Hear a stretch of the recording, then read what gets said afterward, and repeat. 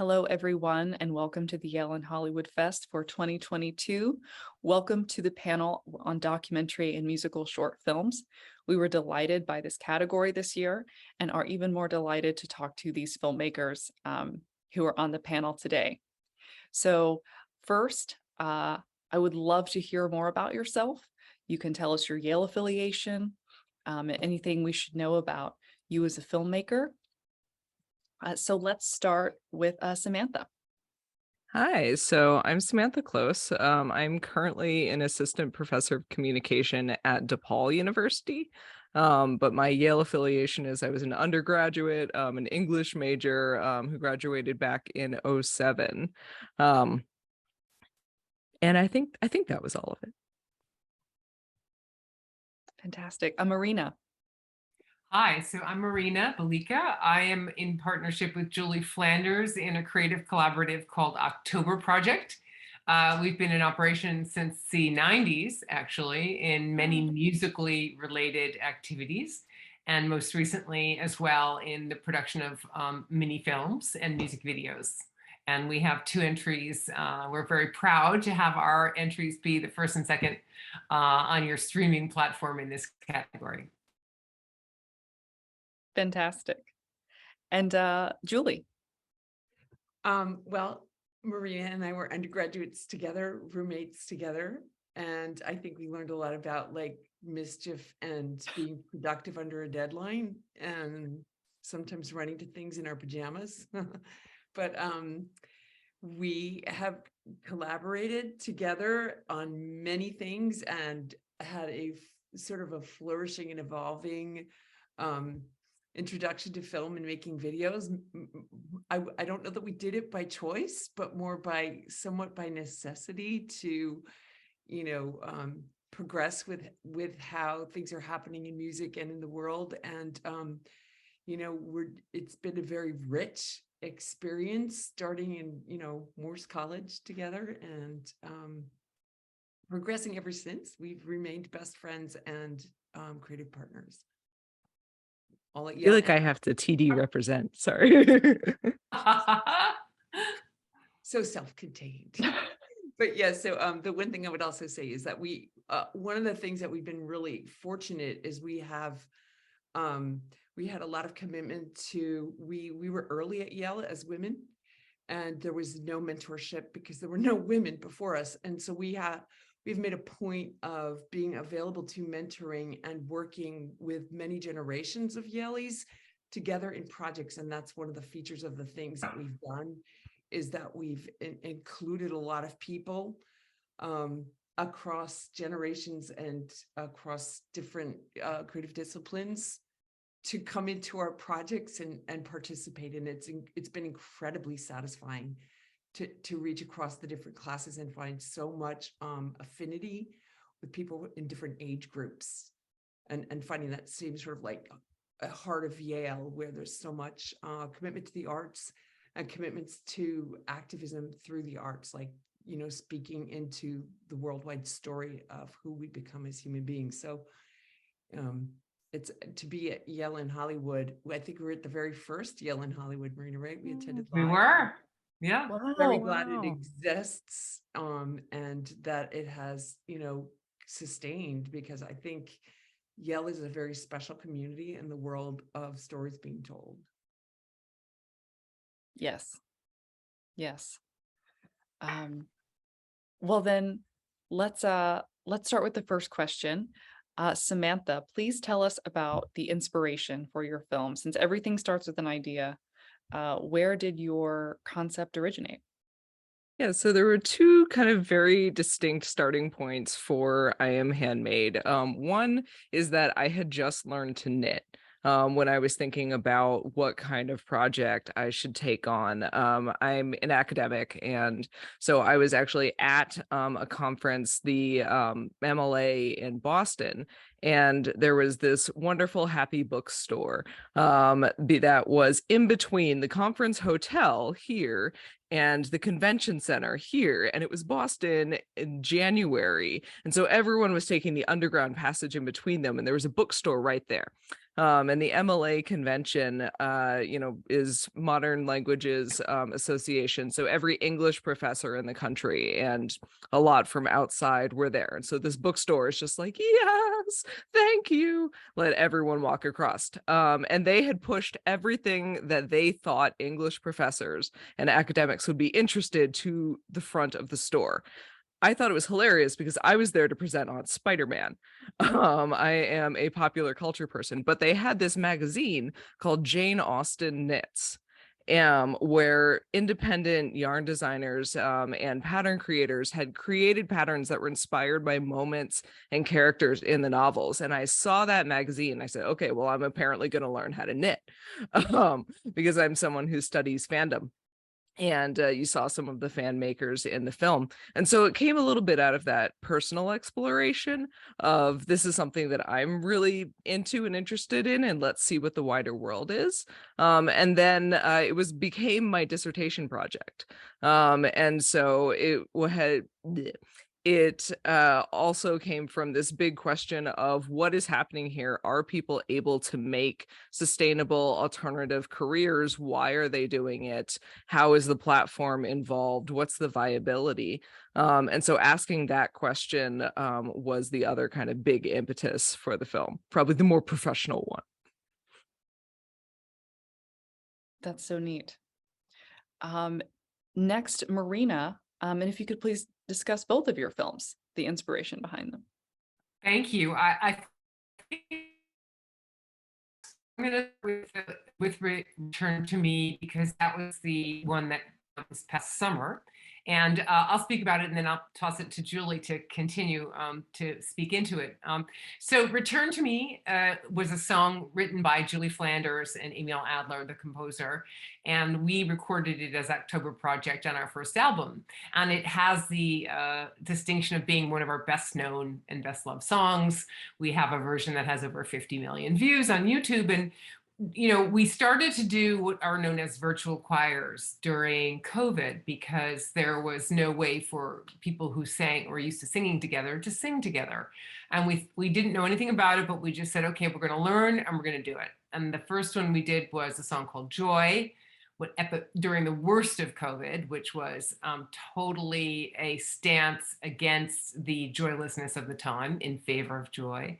And then in last year, while COVID was still running amok, we came upon the idea of doing Return to Me because it was one of our better known songs and also has a message of healing and the power of love. So we got people, we put an APB out through social media and we got 130 singers from 18 countries to come sing the song with us. And then we worked with, and we had at least 30 Yaleys involved in the project. And we're excited to invite Evan Zaporin, who's a classmate, to do a cello arrangement of the song at the end that was performed by Maya Beiser, who is a Yale School of Music graduate and is a stunning cellist. So our inspiration is always to be inclusive, always to turn to Yale, always to have as many generations, as Julie mentioned, represented in our virtual projects from Yale as possible. And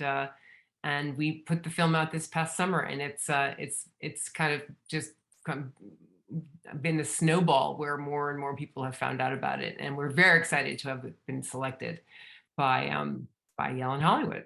So Julie, you want to add some more to the story? Yeah, because in the first virtual choir that we did, we had to learn everything, and then we also taught a lot of people how to do it because people were desperate to have a way to gather and express. And so with the first choir, one of the things we wanted to do was be inclusive to people who weren't good singers. I mean, part of the reason that we recruit from Yale is because people are good singers, and that sort of anchors a strength that other people can sing along with. But I'm not the strongest singer. Marina is an amazing singer. And so we felt like, anybody should be able to be in the room, have their phone, sing into their camera, and know that we're going to make them look their best and sound their best. Anyone who does it, we're going to make them part of it, and they're going to sound great and look great. But what was daunting in both instances was that standing by yourself in a room and singing in your feeble little voice, the little tiny part you have is nothing like what you hear afterwards. So we had to really, really help people with that. In the first choir, we included a lot of movement and like a baby dancing and a dancer in Australia. And we had people just come in and physicalize a lot. And we wanted to do something different with Return to Me. So we decided to try to tell the story of loss, the shared loss that everyone had been going through in a way that remained childlike. We didn't want to like hit that note too hard, but we did want to like somehow express that we had gone through something together, and that because the choir was worldwide, that in yearning or mourning or calling back to yourself what's gone missing, we decided to think about how transformational loss is. And so we took a bird and it transformed into a balloon, and we used animation. So everything was hand drawn, but we interwove hand drawn fine art illustrations that moved a balloon across and touched the hands of people.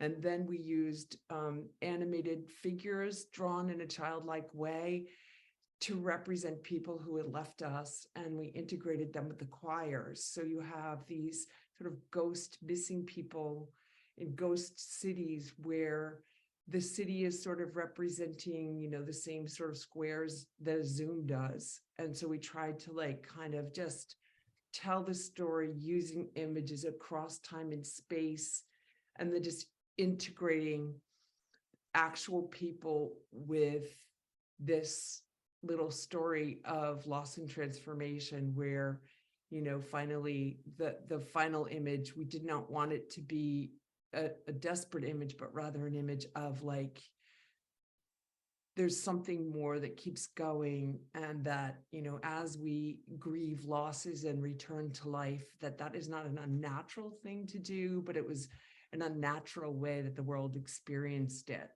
and that we were in it together. And so we held that space with the cello, which we thought was a mourning instrument that went beyond words. And so it was a way to recapitulate what people had just sung together in a way that almost the world could just sit in that spacious cathedral of sound and have that moment's pause I think we all have needed before we could return to anything close to normal. I'm not even sure that we have, but it's certainly better and different. But it was a very deep journey. The inspiration, we thought the first one was hard, the second one was much harder. And I think because people were further into COVID, people were having many more difficult experiences on our creative team, and also among the singers and in the world. And so Marina and I really had to hold hands and pretend that we weren't completely fucked up ourselves in order to just keep birthing that project so that it could arrive somewhere. And like at different moments, like our animation person like went to Texas to take a job. She finally got a job after a year of looking. And within a couple of weeks of being there, she went into lockdown in a town she'd never been in. She lost her job. She was isolated. She couldn't come home. She couldn't fly. I mean, it's so many disasters. And so the inspiration that we had to bring healing met with its opposite. And the process of making that was a very big learning for us of in persistence. Yeah. Well, on that note, let's talk about the biggest challenges in making all of these films, because every film is unique in its particular challenges, and we learn different things due to the creative process. But Samantha, please tell us everything you learned, or the biggest things you learned rather. Sure. So there was a lot. This was not the first film that I had ever made, but it was the first documentary that I had made. And so I was working with real people, and I was a graduate student. And so you're teaching and you're taking classes and you're trying to figure out how to fit filmmaking into this. And so it ended up being a very distributed process because I was doing interviews. This is, obviously way pre-COVID, but I was doing interviews with people who were all over the country and applying for the funding to go visit them simultaneously. And I didn't know if I was going to get the funding. And so I was like, all right, how can we do these interviews of people who are virtual in a way that the footage will be able to mesh with the footage that I'm getting in person. And so I actually created a little mailing kit that had a nice webcam, that had a Zoom recorder and instructions about how to set everything up. And people weren't, as savvy as they became after the pandemic and after having worked with Zoom about, what to put in your webcam background, where to put the webcam. How to not light yourself the way that I've lit myself today. And I had a kind of a chain and included postage in the package so that I would mail it to one set of participants, and then they would take out the postage and mail it to the next set of participants who would mail it to the next set. And so this camera and Zoom recorder just went all over the country. And that was and it worked. I think that the footage meshes. You can obviously tell what was that and what wasn't, but I think it meshes with what I was able to get in person in a way that doesn't break the continuity. And so that was one of the big kind of production hurdles I think that we faced, and that I ended up coming out on top of it. And then I think the other kind of big thing, well, all right, I'm gonna cheat. I'm gonna say two. The other kind of two lessons are: one, never underestimate the power, as the my coworker or co-filmmakers here could say, of music. Working with a composer was absolutely transformative for the project, and it was so dialogue heavy that I was worried about working with a composer. Is there going to be a place? And everyone has talked about the music in the sequences where it helps to really bridge together the disparate experiences of people who are all over the country, really different ages, really different ethnic backgrounds, really different genders. But the film was really about showing that common experience, and the music helped a lot. So I'll stop there. We'll just do two. Oh, you can add something else, please. And I think that's fascinating as a first-time filmmaker to be so taken with the process of a musical composition. I think that's fantastic. Yeah, it was awesome. And then I guess the last thing is what every documentary filmmaker knows, and what every fiction filmmaker knows and fears, which is that when you turn the camera on, you don't really know what's going to happen in the environment around you. Crazy things will happen. When I was interviewing Lynn, and I couldn't quite make it into the film, but they raised chickens as part of their farm and part of the way that they were, kind of subsisting for themselves. And one of the chicks decided to take its very first flight in the middle of our interview. She was making this fantastic point, and the chickens were behind me, and all of a sudden I just say, and then we turn around and there's this little chick kind of flying all over the place, and it was really a moment of great joy that wasn't able to come in, but something that you could never have scripted, and that says a lot about the kind of nature of people working in their homes, and finding a place to work when they've been kicked out of all of the other places that they were working, that everything is all on top of each other, and these crazy strange things will happen. And I will say, for that, to any kind of aspiring filmmakers, especially documentary filmmakers who are watching, if you don't one of the most important things to do is to take a mental 5 count before you turn off the camera, whatever you're recording, because some of the most interesting and best moments will come just after you think you've gotten it.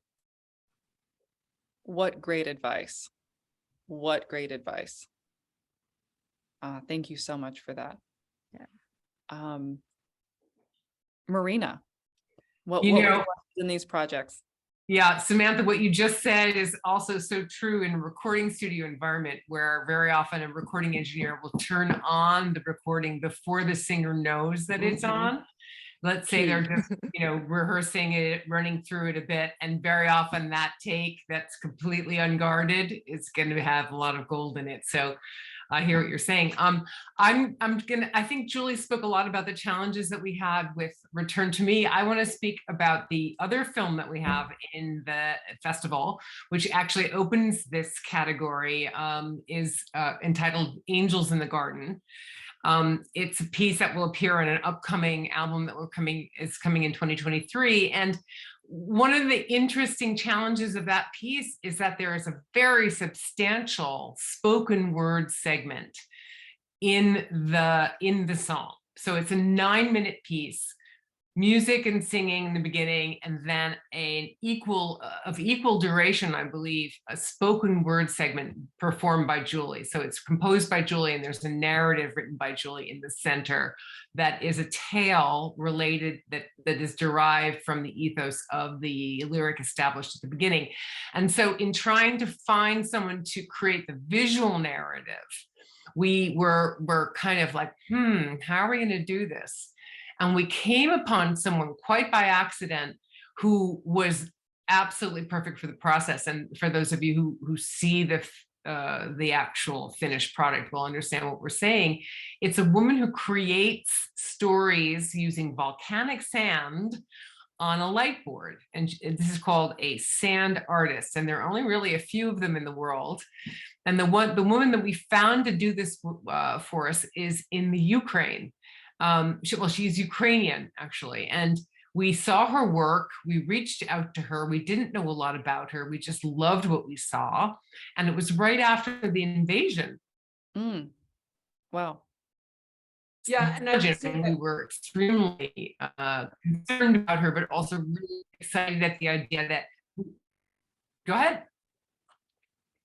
Yeah, because you were freezing up a little bit. I just wanted to say that Marina really found this artist, and she and I had discussed the fact that one of the first things that goes in a war or any kind of conflict is artists immediately have no way to work. And so she found this artist, and our commitment was like, let's find an artist, a woman who is in this situation, and see if we can support her and collaborate with her and do something right away to ease and or provide something to a population of people who often get overlooked, like artists aren't really people, or what we do isn't really work, And so when Maria found this, we just looked her up on Instagram, not knowing that she was actually really famous and had won Ukraine's Got Talent and all these other things. We just saw her work and then wrote her a note.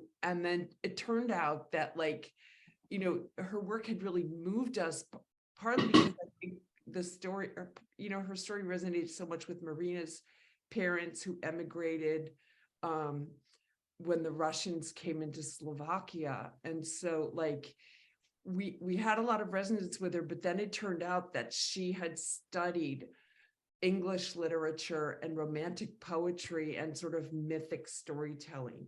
And we had found a perfect fit, like someone who would not only understand this song, but understand it from a deep place of her own study and what she cares about. And so essentially she said, do you want to have input? And we said, no, do what you do, interpret this from your place. We want to collaborate, in the sense of we've given you, the music and the script of this. And if you feel inspired to tell this story your way, and because the story she tells so matches the song being a song of, angels in the garden is just, graves. And so, we used fairy tale in the middle because it just tells the story of what gets killed and buried and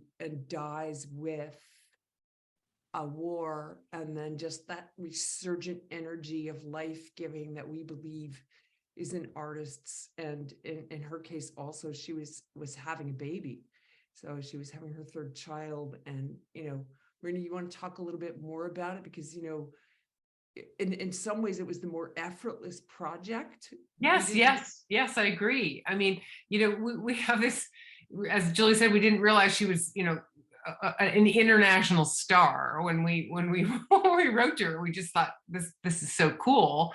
And Julie's come up with a catchphrase for us, which is, we didn't know we couldn't. So we did, and then it worked out. I mean, it's one of those, life's miracles. But she's a remarkable person, and living now in Moldova, which is probably very much under threat as being a possible next stop for the invading forces. Half the country is without power right now. So, she's actually living this nightmare. So we were just so happy to connect with her, and that she was so responsive to the music. She really, we said, listen to the song, and if you feel it's something you're responsive to, then let's do something. And she wrote back and said, absolutely. So it was one of those magical coming together moments where we couldn't have anticipated it. It just all kind of happened. Yeah, and it came from following our instincts, just from affinity, which we tend to do. Like, we just go for the spiritual and or emotional affinity, and like try to work from the love of others. Like, that's a very important thing. And then we found out that, like, we had so much in common with her in terms of the commitments that we hold and why we do what we do, and that she was a mother of 3 children, and that she, just this way that she moves in the world. And then we realized that we needed to be very careful, because she could be Russian, Ukrainian. We didn't know. She never gave us any really personal information. And so, although we're just doing a fundraiser for women and children who've lost their homes or lost everything, we're trying to help into that struggle. But we realized that we had to be really careful, because people there are at risk. And so we couldn't have a political conversation in any way about the work. And we decided that what we would do is we would just keep our work wherever we do it to sort of like an artistic lens, a spiritual lens, a what do we have in common lens, which is what we also do with the Worldwide Choir. And then we realized that seems to be what we've learned from this process, is that we've gotten very clear about what work we're doing and how to hopefully step into the center of something that isn't meant to alienate or create sides in a conversation, but rather common ground. And even with that, when we put up that we were raising money for women and children, we started to get really horrendous trolling media on just the idea that we would raise money for women and children. It's extraordinary that we live in these times. Yes, and that is a far-reaching lesson in film and in life. So my final question as we wrap up for all of you, please feel free to share anything about your upcoming projects, what you're working on, and perhaps when we could see them. Samantha. Sure.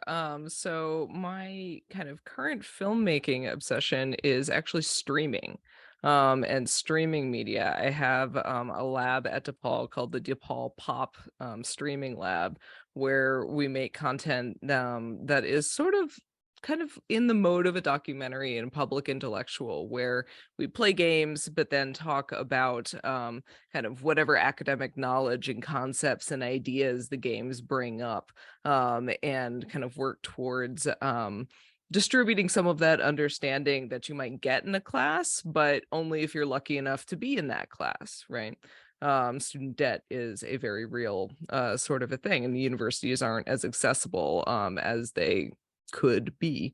So that is the ongoing project. And then a lot of the topics that the film covers, I'm actually working on a book that is prospectively titled Making Creativity Work. And I mean that in both of the senses of turning it into work and how can we make this an actually sustainable system. So look out for that book in the next, let's say 2-3 years. It's going to I most be certainly will. kind of comics drawing and writing. And so the style of the film will live on. That's awesome. Marina. Well, I will say that Angels in the Garden is actually what's coming up for us next. The release to the public happens next weekend. So Yale in Hollywood has the true premiere. It has not been seen by anyone except our small circle. So we are releasing it into the wider world a week from Sunday, and very excited about that. As Julie mentioned, we have a concurrent fundraiser. So the piece is called Angels in the Garden, and the fundraiser we've established is Angels for Ukraine. And all the monies are going directly to the IRC, which is the International Rescue Committee's emergency fund for Ukraine. So we have directed funds through them to their work in the Ukraine. And right now that's very much focused on helping people get through the winter. So really essential items like blankets, sleeping bags, portable heaters, thermoses. I mean, so there's a real stepping up of their efforts right now to sort of work against the weaponization of winter. That is actually a strategy that's happening over there right now. So Angels in the Garden is the next sort of big moment for October Project. But I will say that Julie Flanders has a new composition that she co-wrote with a Venezuelan composer named Carlos Cordera that is coming out at the Kennedy Center on January 31st. So there's a Kennedy Center performance in January, and I believe a Carnegie Hall performance, Julie, in February. Yeah. You want to talk about that piece? Yeah, that piece was written during COVID. It was commissioned, and it was the composer and I started to talk about, the notion of how traumatizing the whole thing around breath and not being able to sing, because they wanted us to do a piece that had to do with choir and what was being lost. And so we just decided that we would do breath. And I also work as a hypnotherapist, so I have done a lot of work with trauma. And we started to explore the interruption of singing with gasping. And so we used sound to interrupt until we were in silence. So you hear a choir singing, then you just kind of hear people going as every voice kind of extinguishes, and then you're hearing people saying, what's happening, and to express all the confusion. And then what happened was, just as we were composing the piece and exploring the notions of not being able to breathe, which is what was happening with COVID and with the fires in California, then George Floyd was killed. And I started to become aware that almost everyone who was killed that way would say the same things: I can't breathe. And so the piece is called Holding Our Breath.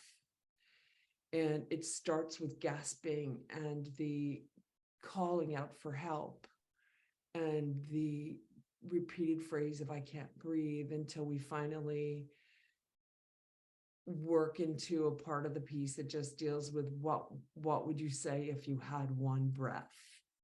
And it was so moving to me that some of the men who have died have called for their mothers. And so I just thought about, like, most people use their last breath to express something of love. And so then we decided that we would just leave with sighing and the feeling of someone just rocking a baby. And so that piece was just written in so much duress and distress, but it was written, I guess, with such a pure heart that choirs are finding it, and like high schools are singing it, and it's being sung at the Kennedy Center. And like, we didn't do anything to cause that. So it's just been people finding this piece and expressing it in such an incredible way. So that's just been a remarkable experience. And then Marina and I also we didn't realize that when we made a worldwide choir, people would want to come and be part of like what they thought was the worldwide choir. So now they're like, how do I get into the worldwide choir? So we have created another piece that took many years, but it was founded on the notion also of rounds, and was created in the heart of the notion of people, women and children being made homeless by war and other circumstance. And it finally got finished with a wonderful arranger, Keiji Ishiguri, a Yale. And now we're gonna get that recorded, but then we realized like, well, maybe now we just need to actually also, once we have a professional recording of it, do this inclusive thing where we just make another worldwide choir and let whoever is becoming aware of or wants to participate in that, come and join our craziness. So I'm not sure if we're going to do that yet, but she and I have been discussing the fact that, maybe there is something there where when people can sing together, make work together. And as Samantha was talking about, like just, these makers, we're weaving a pretty important fabric of care with our work. So it's like, I don't know, I don't mean to go on forever. It's just a very exciting to see that, out of distress and sorrow can come wonderful things that, Yes. people. And thank you for that inspirational note. That is the power of film, to uplift in a specific way. So thank you for highlighting that, all of you in your projects. And thank you for being with us on this panel. I have so appreciated the intelligence and the candidness that you've brought to this conversation. So thank you again. Thank you for making such great pieces to include in this year's festival. And I know I will speak to you all again soon, and have a fantastic weekend.